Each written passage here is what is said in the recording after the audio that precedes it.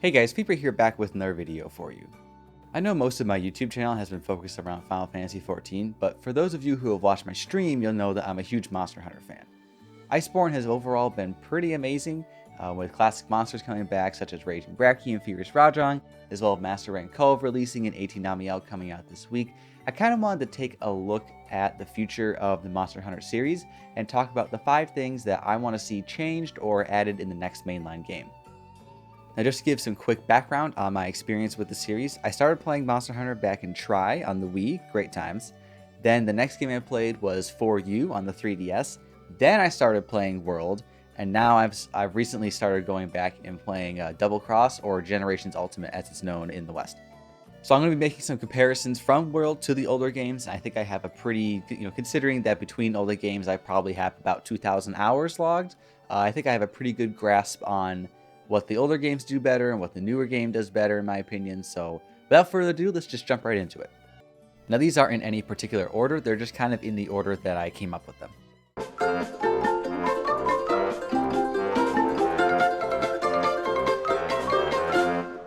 Alright, so first up is the bone iron garbage, as I call it.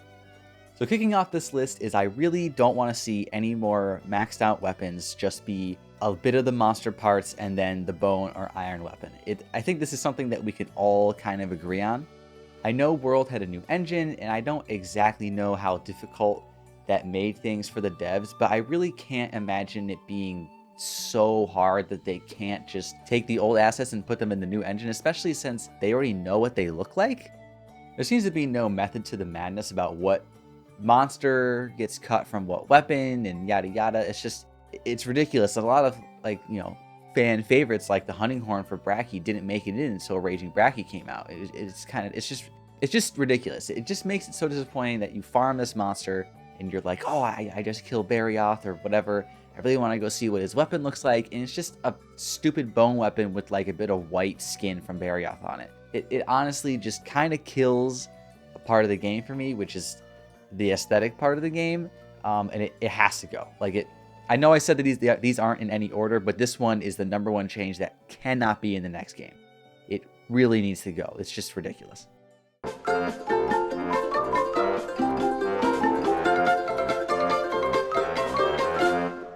Alright, number 2, OP Siege Monster Weapons.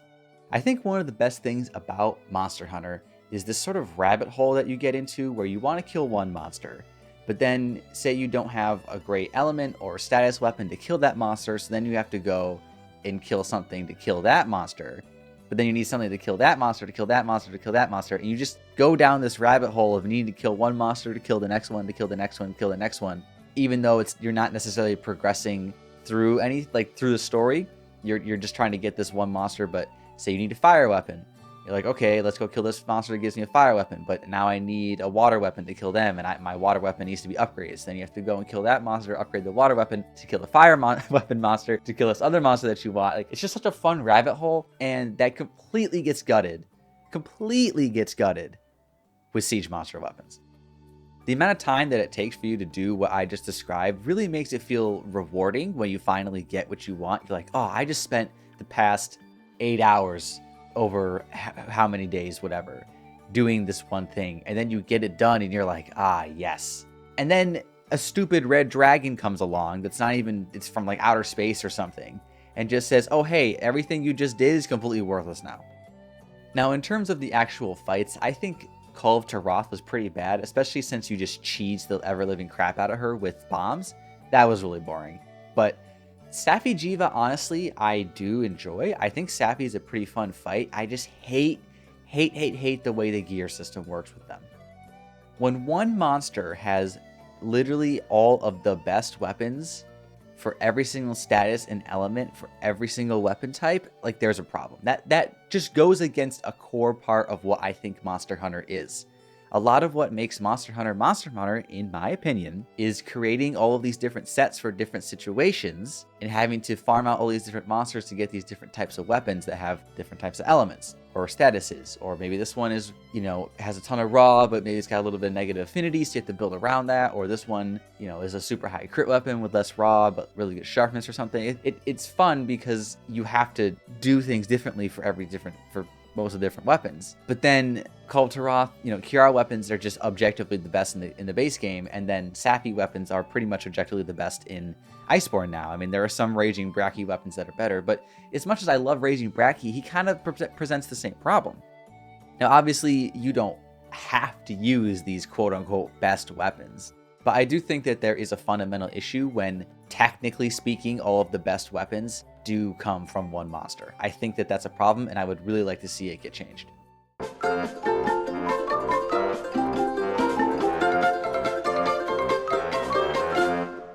All right, the next one is a pretty quick one. I would just like to see the games be kind of more colorful and lighthearted. I think at times World takes itself a little bit too seriously. It's kind of a little too, I don't know, realistic, I guess. Realistic isn't the correct word, but I think if you played the older games or you watch gameplay from the older games, they're just so much more quirky. The colors have more saturation in them. The zones are just, I don't know, the whole games are just kind of like more, just a little bit more ridiculous, and it's kind of nice. It's not as, it's really hard to describe in words what I'm trying to describe. I can't even like talk about what I'm trying to talk about right now. But I would just like to see the next game be just a little bit more colorful, maybe a little less realistic, and just kind of a little more quirky, a little more silly.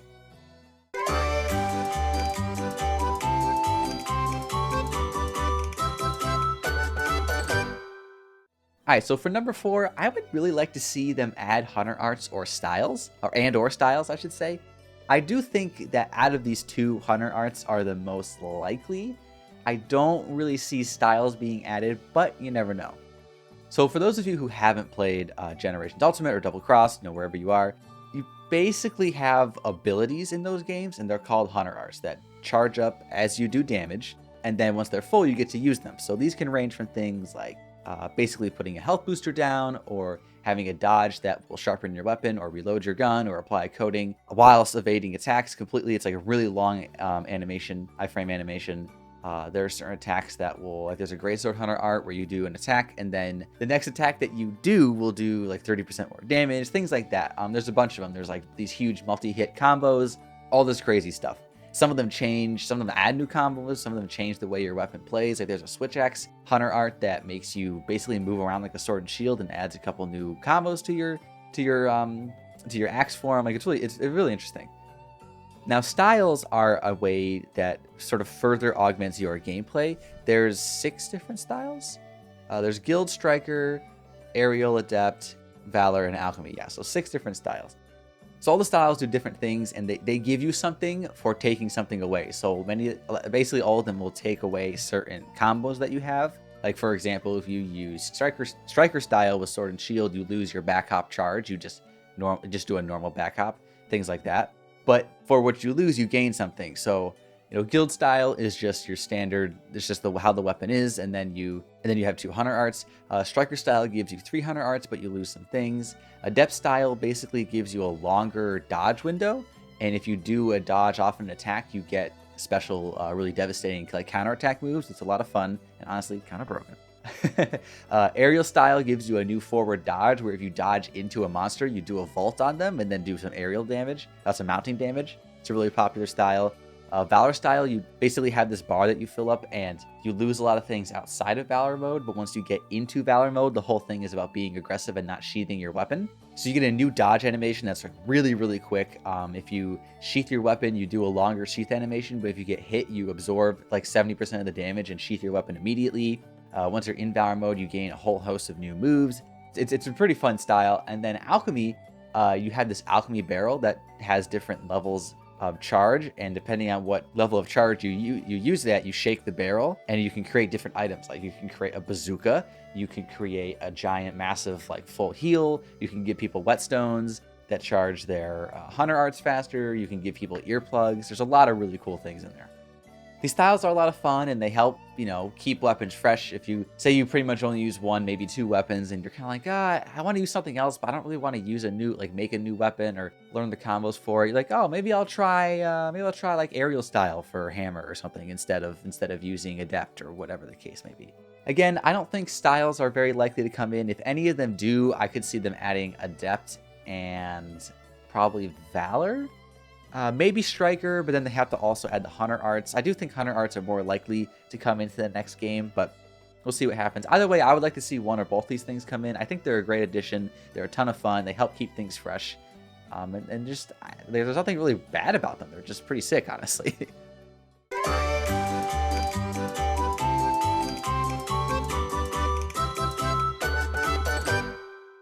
Okay, so originally I was going to have this talk about the skill system being number 2 on this list, but I kind of don't, I kind of just stopped writing the script for it because it was going to take me forever and I want to get this video out. So this is going to be off the cuff a little bit. If it's a little jumbled, I apologize, but here we go. So I don't like the way that skills work in World. I think armor and gem slots are just too powerful. So in the older games, if you wanted to get a skill, you would have to get 10 points in that skill to activate it, and then that would be the base level of it. And if it had more levels, then you would have to get 15 points and 20 respectively. So for a skill like attack per se, you would have, if you wanted to attack up small, that would be 10 points in attack, and then attack up medium would be 15, large would be 20. Certain skills just you needed to get it to 10 and that was it. So if you want like negate poison, you would just get 10 points in poison. Wex is just 10 points in Wex. Crit boost, same deal. I like this system more just because it isn't as easy to get, like I have a build in World that has Agitator Secret and Master's Touch, and I have Health Boost 3, Wex 3, Crit Boost 3, Attack 7, Crit Eye 5 or whatever it is to get me to 50% Resting Affinity, so then the Wex crit brings me to 100, and then like Agitator 5 or 6 with like Flinch Free in there and a couple other random skills like Last Attack 2. It's ridiculous. I just don't think that you should be able to get 5 or 6 maxed out level skills into your armor. It's just, whenever I go to build a set, I'm just kind of like, all right, cool, let's just put in my weakness exploit and all this other stuff because I can, and it doesn't feel like I'm building a set, it just feels like I'm changing my weapon, if that makes any sense. Now, I don't think that they will go back to the older way of getting skills where you get 10, 15, or 20 points in it, nor do I think they necessarily should. I think that would be pretty jading for a lot of people who came into this game in World. But what I would like to see is them either nerf gem slots and like decorations as a whole, or just nerf the amount of skills that armor gives you. I think nerfing gem slots and decorations would be easier because it's just easier to take away decoration slots and armor than to change how skills work. If they changed what skills and how strong the skills on armor were, they would have to change a lot of the skills, they'd have to change how the skills work and how many levels they have. Like they would probably have to add a level or 2 to weakness exploit and crit boost and things like that. One thing I will say about the skill system that I do like is I do like set bonuses. Not that they weren't in the older games, but I think they really sort of started in Generations or maybe 4. I'm not exactly sure when. Correct me if I'm wrong in the comments, but I do like, set bonuses like 4-piece Namiel or 4-piece Velkhana and 2-piece Velkhana and 4-piece Metal Wraths and things like that. I think those are fun. I just think it's too easy to get all your other skills into armor, and I would really like to see it changed.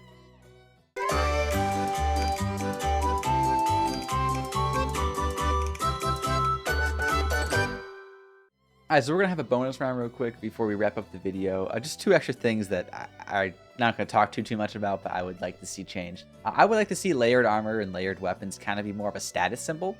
I do like being able to just look at someone's gear and be like, okay, I know what they're using, I know what skills they have. I do kind of miss that from the older games. Not that it's hard to inspect them, but it's just, I don't know, there's something that I feel like you lose when you get a bunch of new armor and then you just make it look like something else. But I do understand why it's in the game, and there are definitely times where I'm like, oh my god, thank God layered armor exists.